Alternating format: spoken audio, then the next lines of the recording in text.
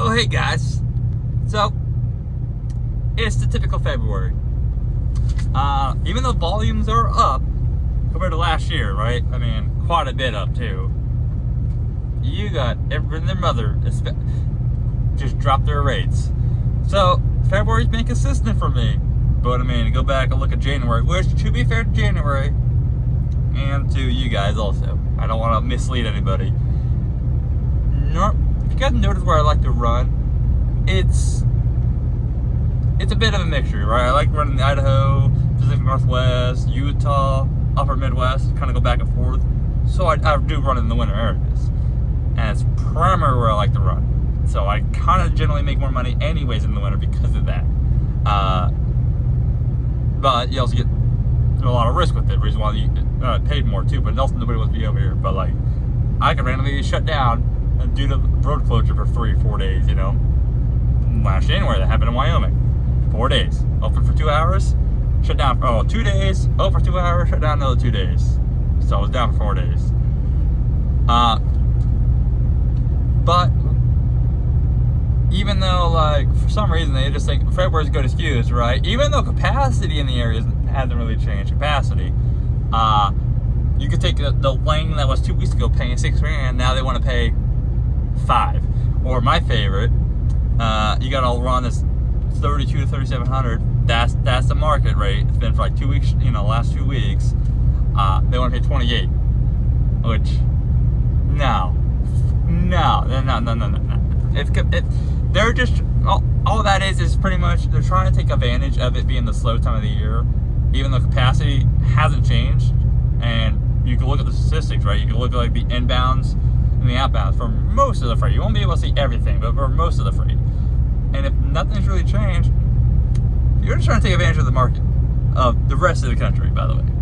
Because that's not a market. You can't just lower your rates because the rest of the country's dropping their rates. That's not how a market works. A market is the lane is all about that from point A to point B. What does that lane pay? If I go Idaho to fucking Florida for $7-8 grand, right? I'm not gonna. I can. Not fucking smart, but I'm not gonna ask a broker to pay me $7-8 grand for going Idaho to fucking Wisconsin. Be great, but it's not reasonable. See, that's a lane. It's not the market. It's a lane.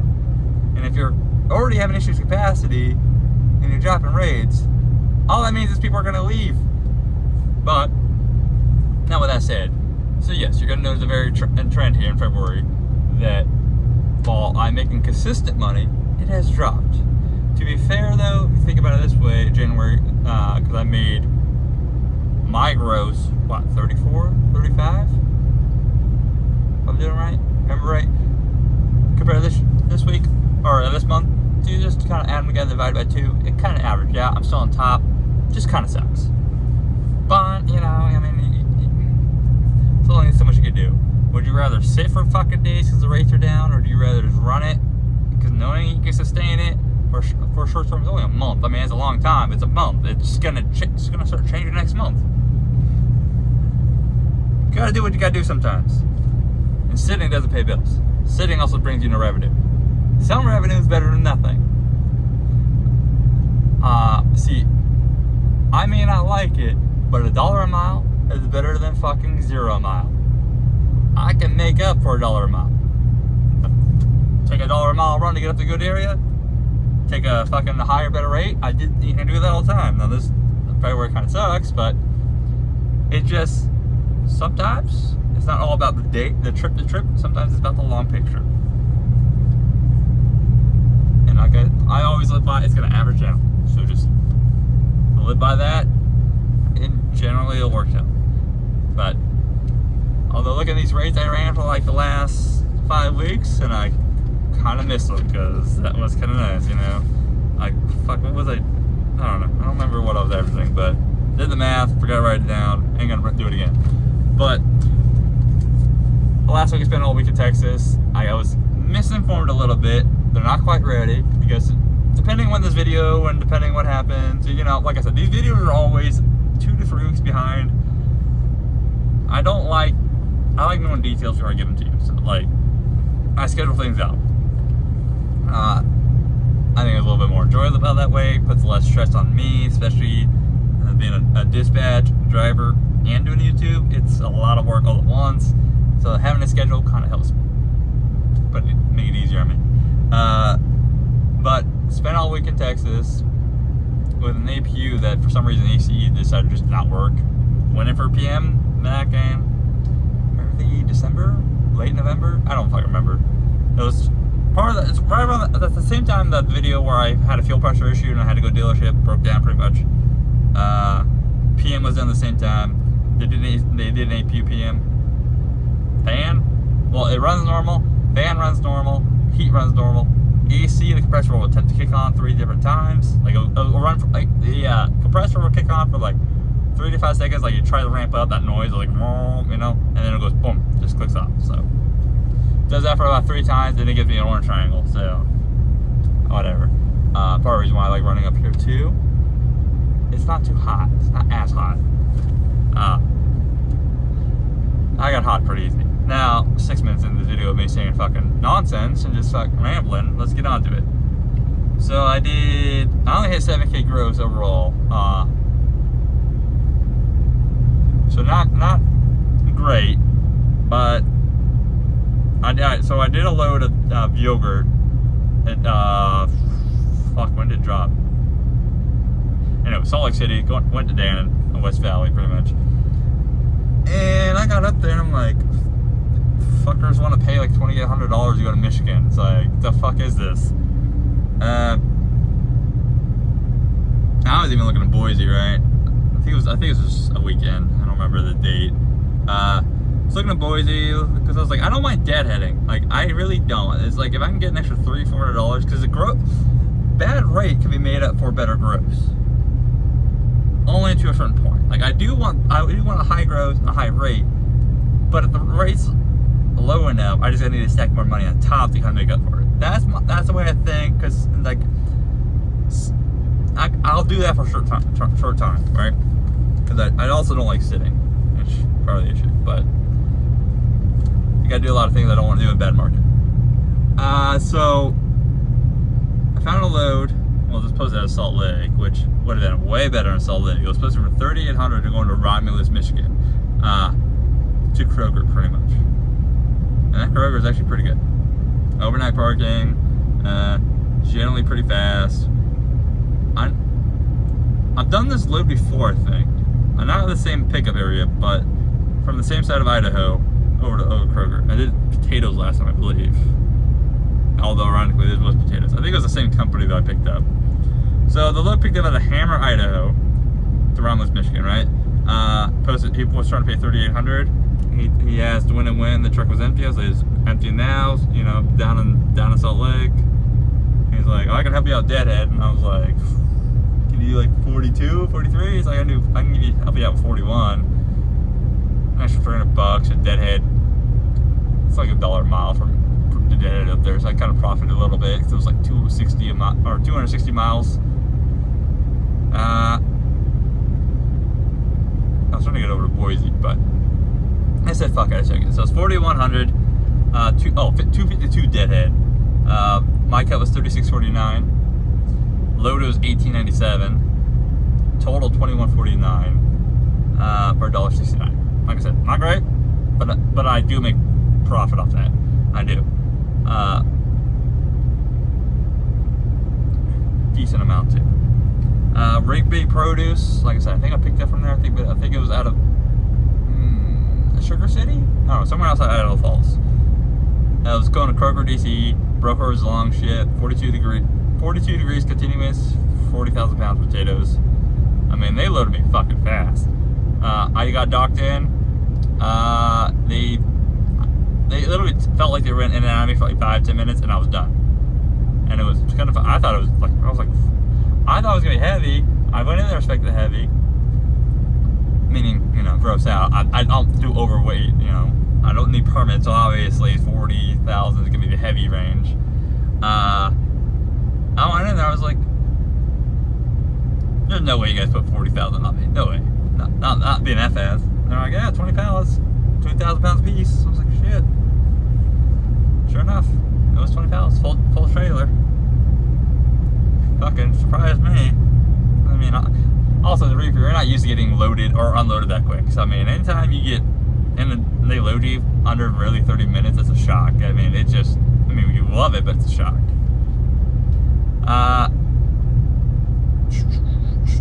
Okay, so actually, Yogurt Road is on this front. So let me go back. Fucking rewind a little bit. I need to learn to read some dates. So I finished a week in Texas, right?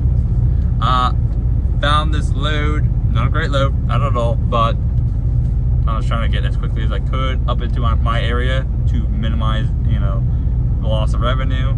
So I found this, and it was like a 2-day run, so that was part of it. 2-day run, pretty much, from Fort Worth to Salt Lake City, 2,100. My cut was 1869. Deadhead was 34 miles. Loaded was 1222. Total 1256. $1.48. Now, part of the reason why I took this one too, there was a couple options. There wasn't a lot of options, but a couple. Now I'm getting loaded. It was Dannon to Dannon, meaning it was going to be a quick on, quick off, because it was a transfer. So that kind of raised it up a lot higher. Even though it was shit, it was a shit fucking rate. It raised it a bit quite higher. So I knew it was going to be a quick turnaround. Broker was Moeller. I asked for 24 because I already knew it was a bad rate, but they had originally plus for 18. So I'm surprised they actually went up to 21. 35 degrees, continuous, 37,000 pounds. A lot of fucking yogurt. It was Danimals. Like I said, I got up there like 7 a.m. on the second day, and I was out of there like within like 30 minutes. So, but I didn't realize they were trying to drop the rates as much as they were up there. Cause remember, I just came out of there for fucking $5,000 just a week before. Also, February down to San Antonio. And I mean, I looked at outbounds for everywhere. I mean, you can barely get $2 a mile right fucking now. It's awful. So okay, so now that I can, not a retard, I can fucking read dates correctly now. Now we're in Michigan, okay? So I'm looking around. So I'm like, all right, I got like, what was it, 6,200 for the week. I want to get at least 7K to get myself a pretty good check. Looked at Michigan. For those who've been around this channel for a while, know I don't really do inner Michigan runs. If I'm going to do a local run to kind of finish out the day, I'll deadhead out of Michigan, Ohio, Indiana, come back up.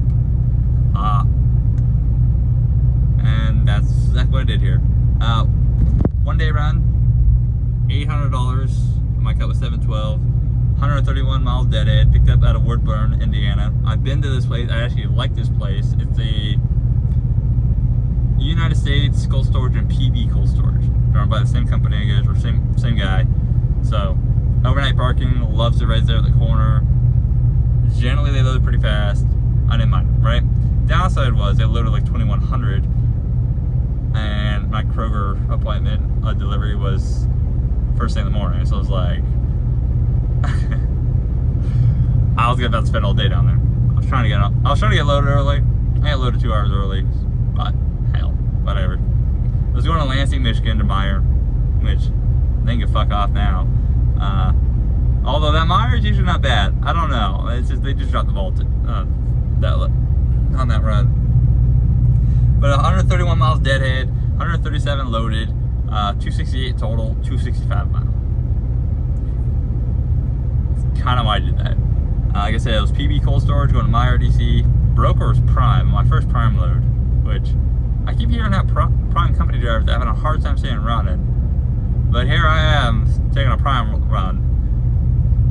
And based on my experience of being on Spotboard for the last year, I've seen maybe 2 Prime loads. So these are fucking rarities right now. The goddamn rare candies, if you guys get that reference. It was negative 15 star stop, ice cream, 32,000 pounds.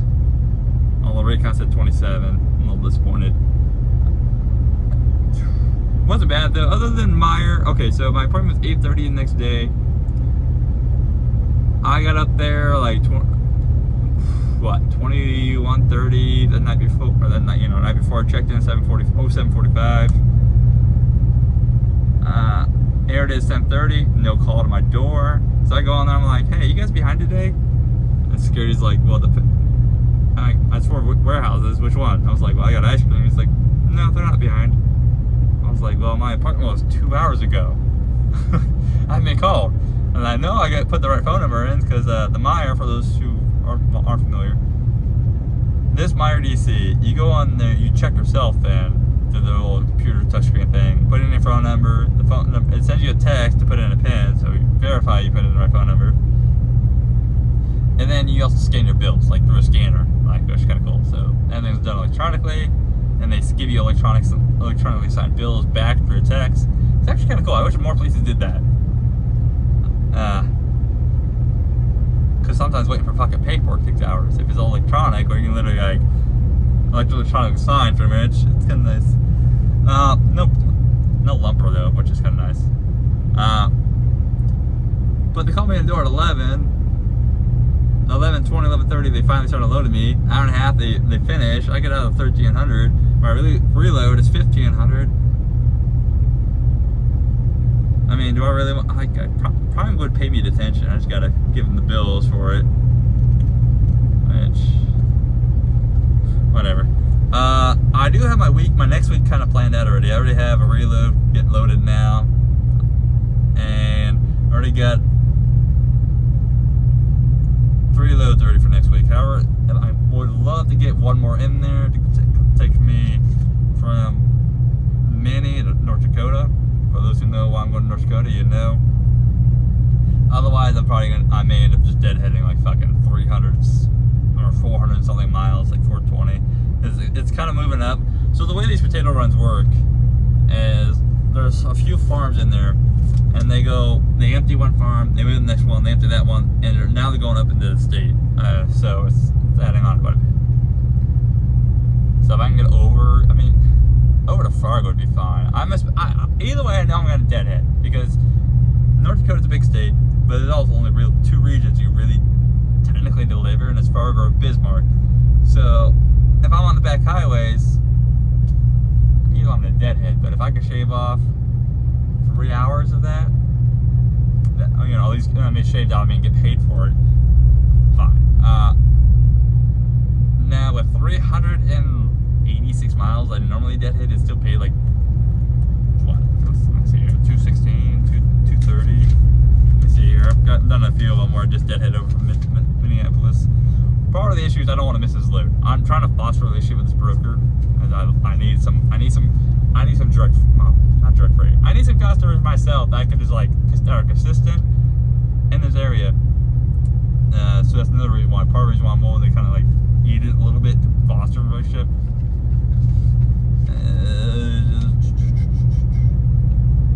Last time I deadheaded 379 miles for the run, it was 238 a mile. So it's still going to be above $2. At least it should be. I don't know. I don't know. I don't know. We're going to find out. Also, I've been running it up. I started running it below market originally, because again, I'm trying to foster a relationship with them. But now it's slightly above market. I think next year I might ask for a little bit more. Originally I started running this, it was like 4,500 was the average. So I gave up $500 once a week generally. But they do pay layover in detention without throwing a fit. So even if they're eating it on, they're losing money, because like there was that 2 week negative that cold front that was there for 2 weeks. Multiple trucks, like there was 2 days worth of trucks that just got paid like $500 each, pretty much. Because they'll pay layover and detention on both ends, which is nice. Especially that's part of the reason why I'm willing to just kind of like eat it, because a broker who does not fight you on detention and pays it on both ends with no problem, it's kind of nice. And right now with the market being as tough, I can't. It's a give and take. You gotta work with each other. Cause lot in those last year. Because I mean, I've only been booking my loads since July, so we're not even on a year yet. And if you kind of like watch my videos, you can kind of start to see when I've kind of started really figuring things out. I kind of experimented a lot, you know, moving around places. Sometimes it fucked me, sometimes it worked out. But now I found something consistent where I like to run. So, but here I am, hoping to hear in 3 more weeks. Well, I don't know when the video's coming out, but I won't. Oh fuck! I better not say that. Then I'll have good news.